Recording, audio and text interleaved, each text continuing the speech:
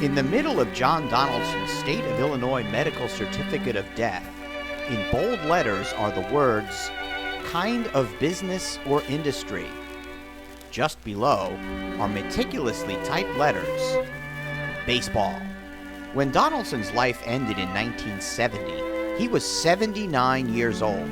A bout of pneumonia devastated his once physically superior body, and his baseball life concluded with a plot at Burr Oak Cemetery in suburban Chicago without a proper marker. It took more than 30 years for a granite and brass monument to be placed on the spot marking his final resting place. A group of baseball historians known as the Negro Leagues Baseball Grave Marker Project identified his plot and raised funds to install John Donaldson's headstone. 15 years later, John Donaldson's life in baseball continues to become clearer. His place in the annals of the Negro Leagues is gaining appreciation, and work to restore his legacy continues daily. What has been discovered in the thousands of newspaper articles pertaining to his career is clear. John Donaldson was a baseball great. In the words of the president of the Negro Leagues Baseball Museum, Bob Kendrick, he forged a glorious history in the midst of an inglorious time in American history.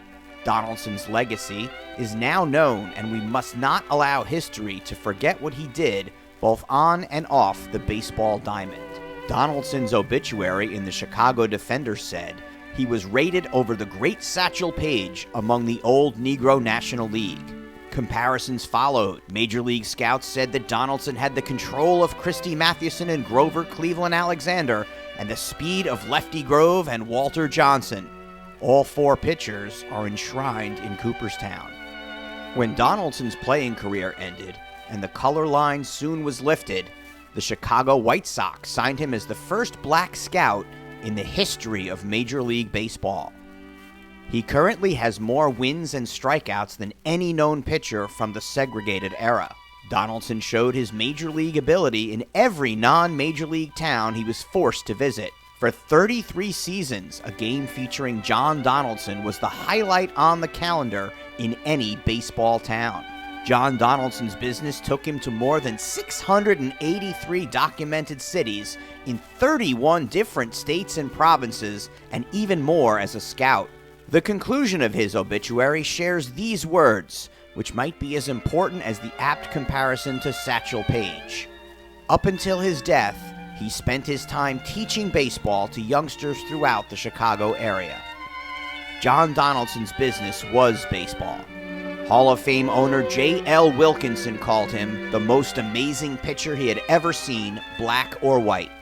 He managed teams on and off the field and was known for his gentlemanly demeanor. Today we honor his legacy as we learn more about a man who taught so much more to people everywhere he went. Together, we will restore his legacy.